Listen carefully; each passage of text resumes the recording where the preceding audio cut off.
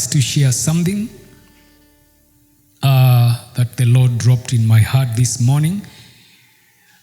That is called the spirit of adoption. Open with me, if you will, in Romans chapter 8.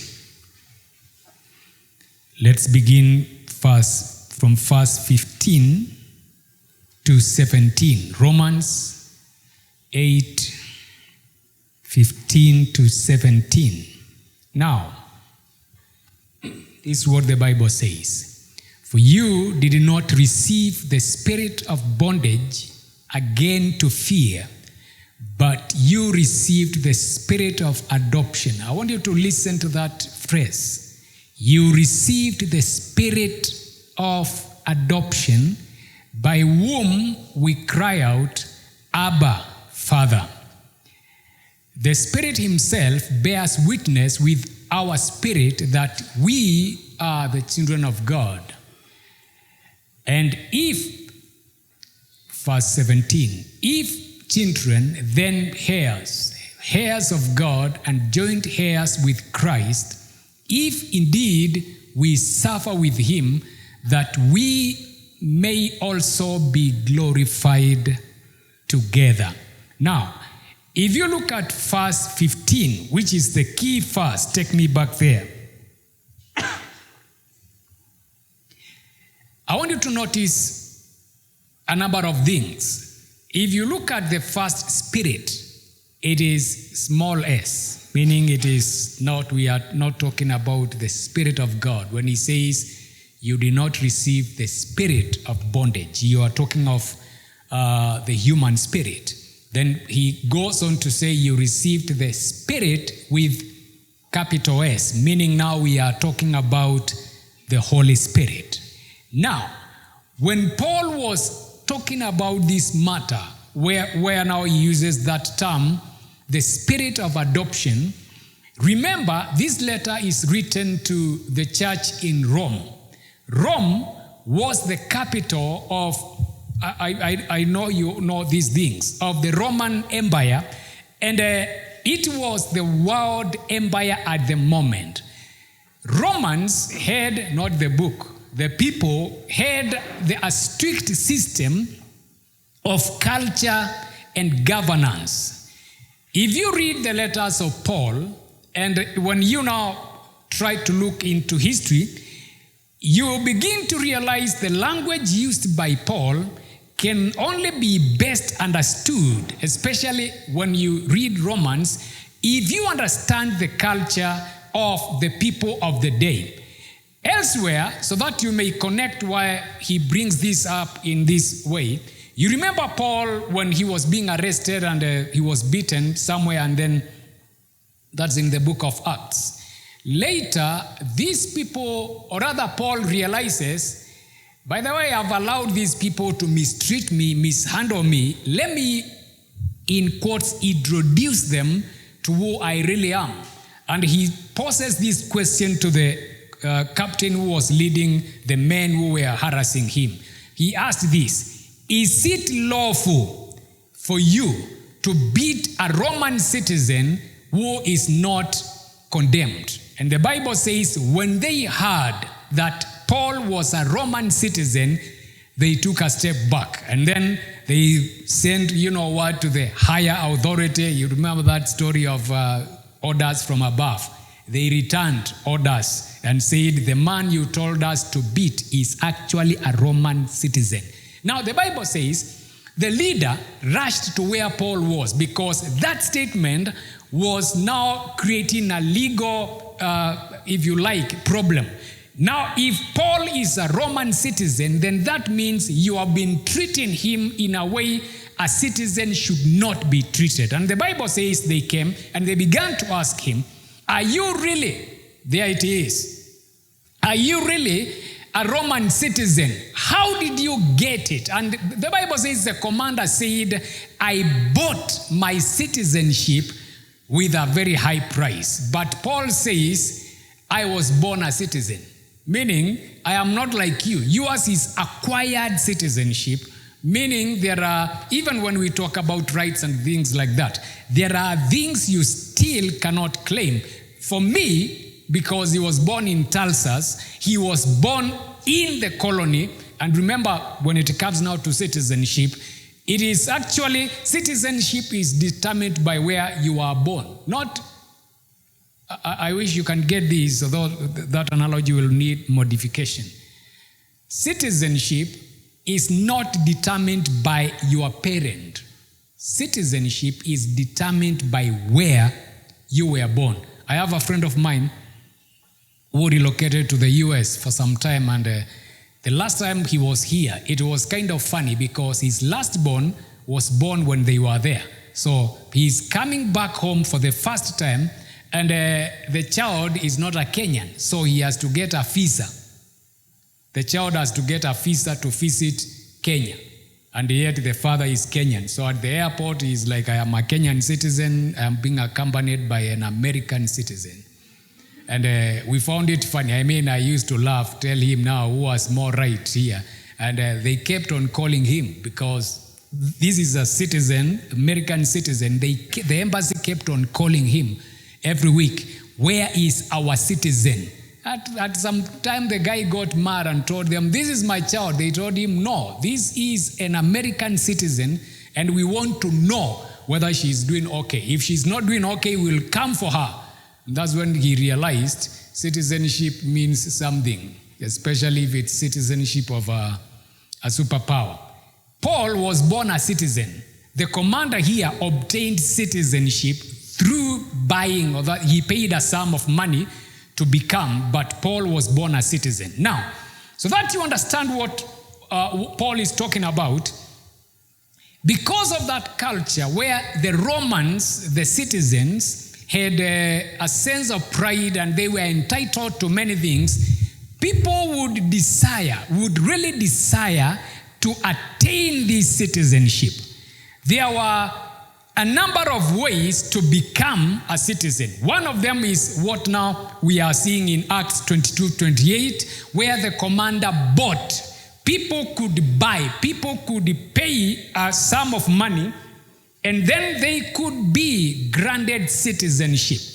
There was another one where a Roman citizen could take one of the slaves, or let me not even say slave, could take someone who was not born a citizen, and then through a legal mechanism, they would adopt that person.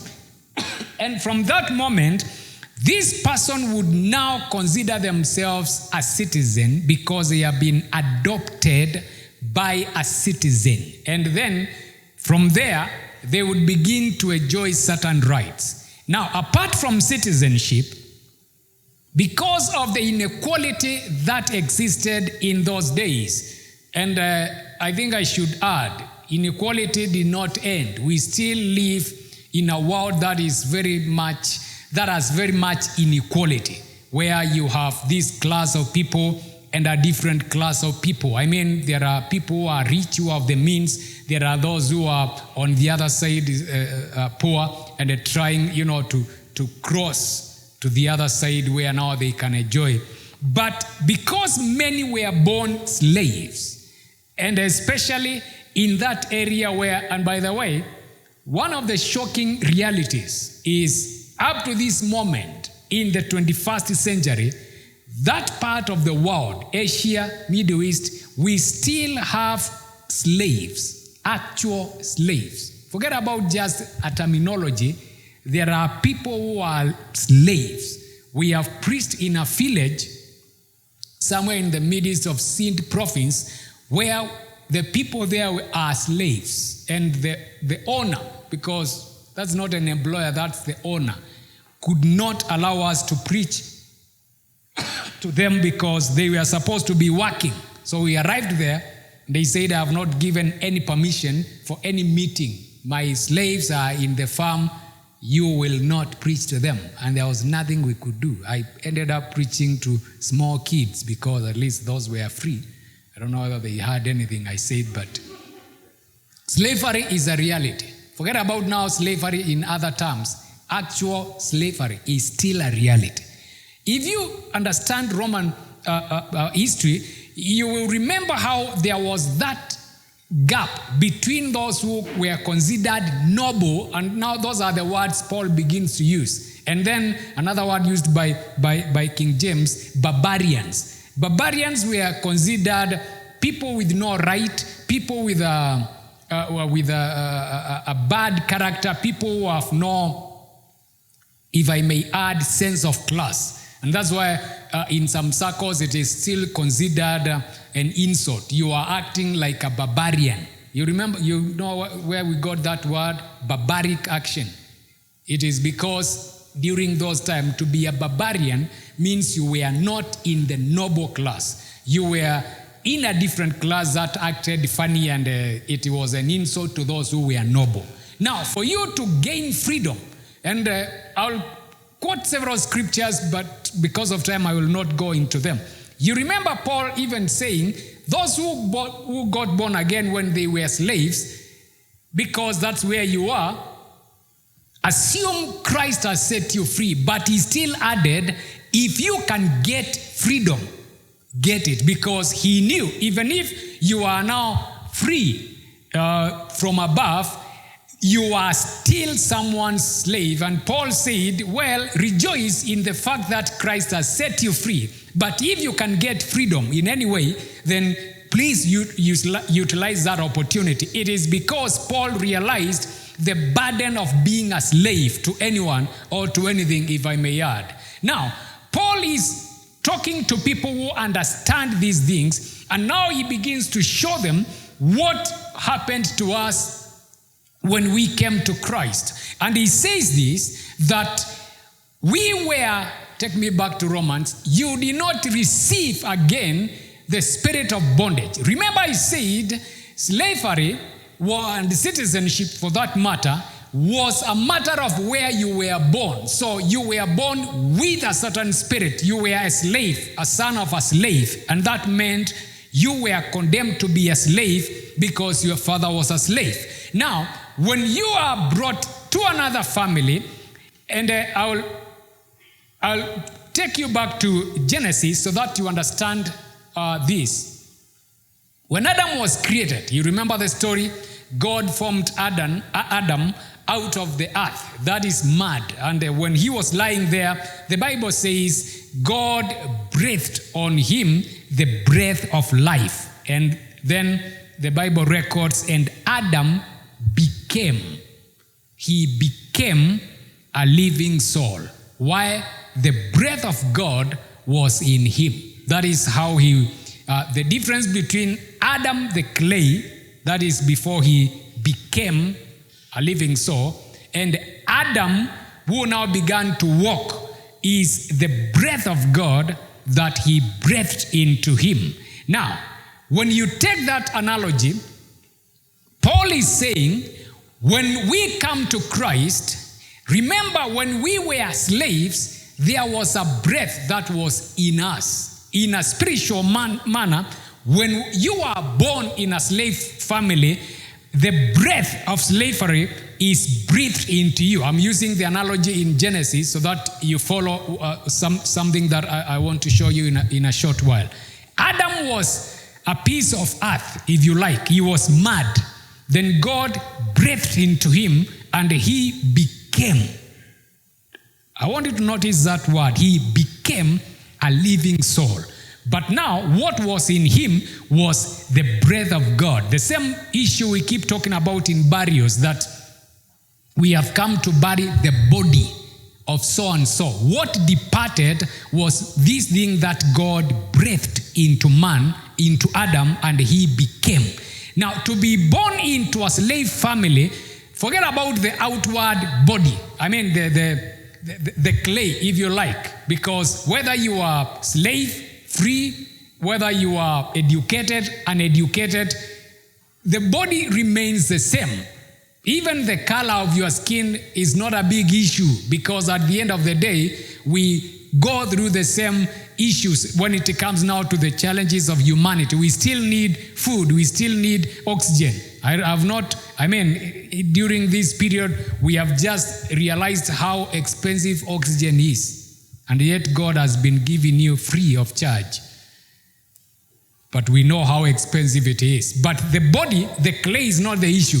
It is the breath that is in the person. When you are born into a slave family, the spirit, I wanted you to understand why Paul is saying, we did not receive the spirit of a slave. God breathed into Adam a certain spirit. A slave, in quotes, when he is born, something is breathed upon him, now spiritually speaking, and that's why now he has the spirit of a slave. And that I wanted you to understand when Paul is talking about the spirit of bondage and the spirit of adoption, he is talking about a reality that sometimes we ignore. And that's why we keep on saying most of these things we assume, actually they are spirits. There is a spirit of poverty. When it is, in quotes, breathed upon you, it doesn't matter where you go, what you do, that thing will be following you. You feel poor, you look poor, and you are actually poor. When you are born a slave, Paul is saying you did not receive, because there is something you receive everywhere. When you are talking now of coming to Christ, we had received something. And let me bring it all the way from Adam. The moment Adam sinned, he did not lose the physical structure. I mean, he did not grow 4 legs and a tail. Forget about Darwin's theory and all that. He still remained an upright man. But something departed from him, in a sense. He received another spirit that made him a slave. In the sense of now, we begin to talk about man being a slave of sin. The first thing he realized, I think I am naked. Why was he not seeing that before? It is because he had another spirit, a different spirit that now covered him, and he felt different. When that departed, he began to sense there is something different about me. He felt naked. He began to hide from God. Death came into the world. Sickness, struggle, everything that is associated with sin. Because he received, by that act of sin, he received a different spirit. When Jesus came, the Bible says that as many as received him, that is Jesus Christ, he gave them the power. If I go back to Genesis, because the Bible says, if any man be in Christ, remember that statement, he is what? A new creature. Actually, another translation, which I like better, says, there is a new creation. Meaning, it is like God takes him back to the drawing board, forms him again, and now there is a new creation. God breathes into him, just like he did in Adam, something different, and then this man receives a different spirit, and from that moment onwards, we begin to talk about this being a child of God.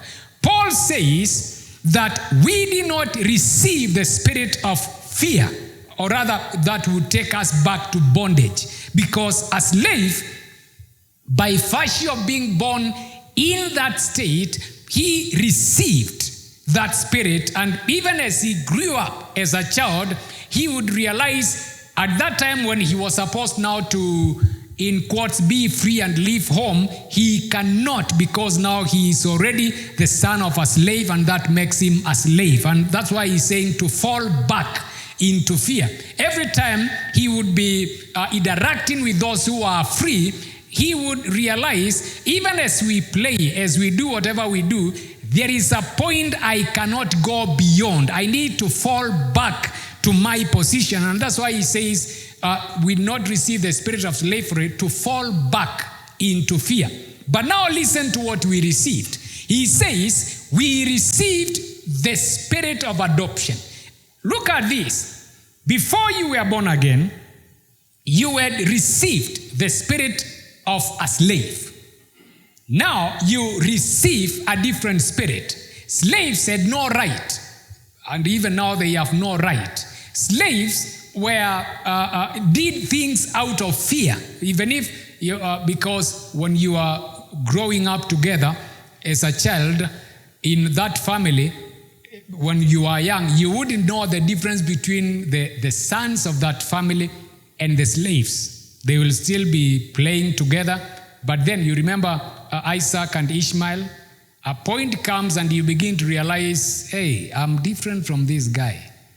I am being called the son of a slave woman. He is being called the son of promise. And you begin to realize there are things that are different. Now, the one who has the spirit of adoption begins to realize there are certain rights that I have, the other one does not have. Now, when Paul is talking about the spirit of adoption, this is where I want you now to capture the message. He is talking about that which will enable you to function. And I will repeat that again. The spirit of a slave enabled, or rather forced you to function as a slave. The spirit of adoption enables you. Now, that's why he says now the next statement, we are heirs together with Christ because we have been brought into another family. Until you have received that spirit of adoption, you will be a son who is not different from a slave. And that is a direct quote from Galatians. And that's why Paul is saying, we have received. That spirit of adoption was supposed, or rather according to Paul, is supposed to open your eyes so that you realize now there is a shift.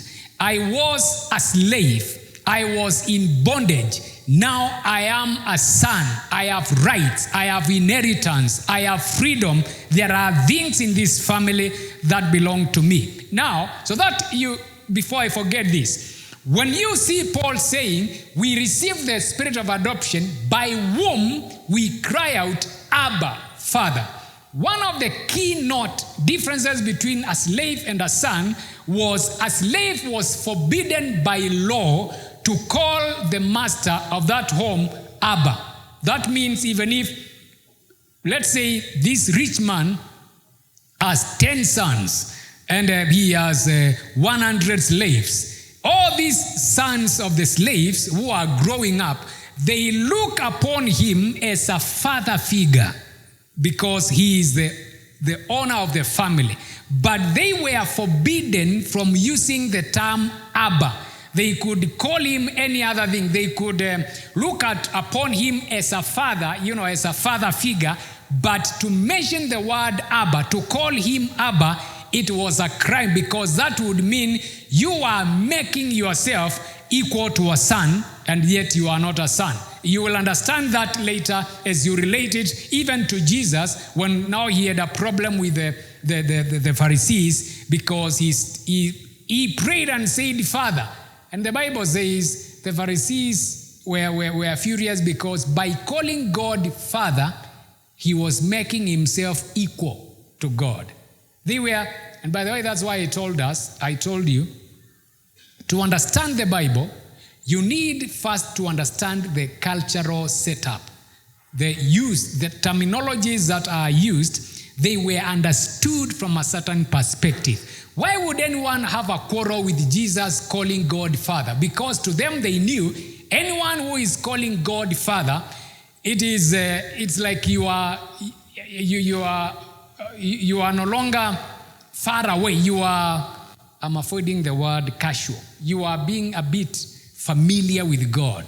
And that means you are equal. And that's why the Bible says the Jews all the more wanted to kill Jesus because by saying God is his father, he was making himself equal to God. And Jesus was like, but I come from the Father. And for them that was a big issue because how do you call God your father? Because they knew if you are a slave, then you can look upon the father in that family as a father figure.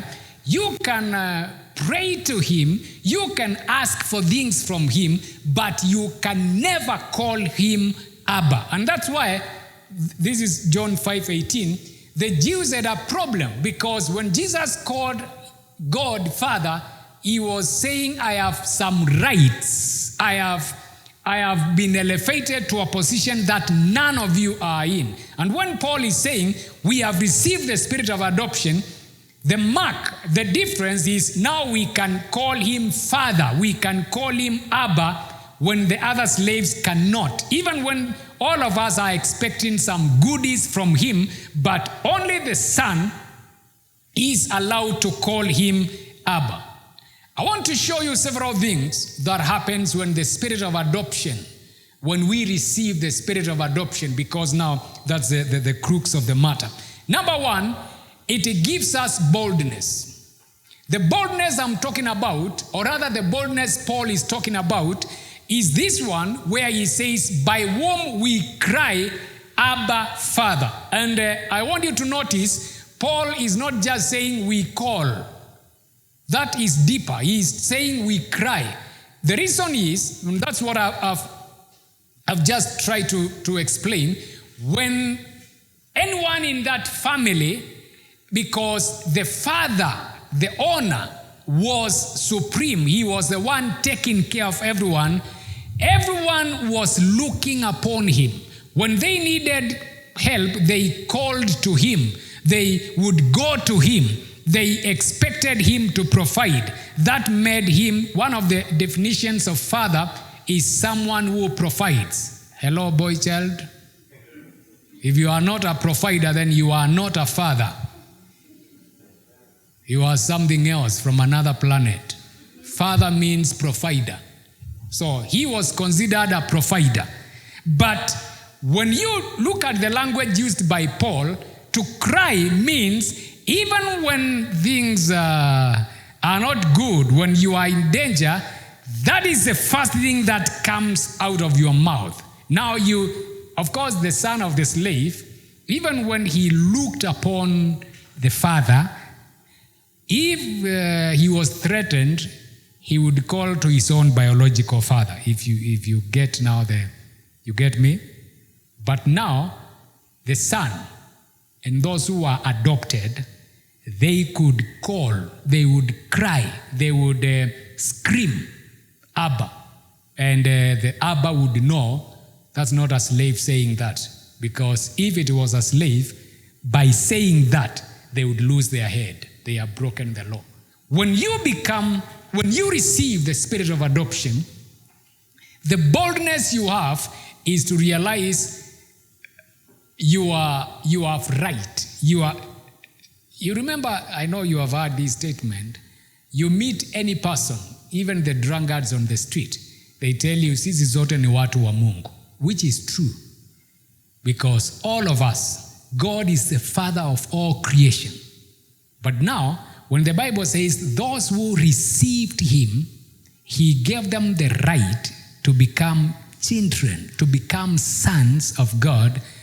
That son and the other one who is in the world, those are two different worlds altogether. For the child of God, the one who has the spirit of adoption, he can cry, Abba, with boldness, knowing my dad will run to my rescue.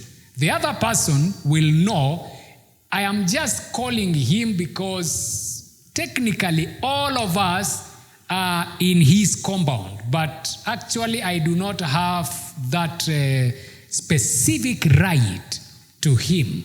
The boldness of a Christian comes from that spirit of adoption. And that's why I was saying, when you have not received, when you have not, God already breathed, when you have not allowed yourself to receive that spirit of adoption, you will live like a slave because that boldness will be missing.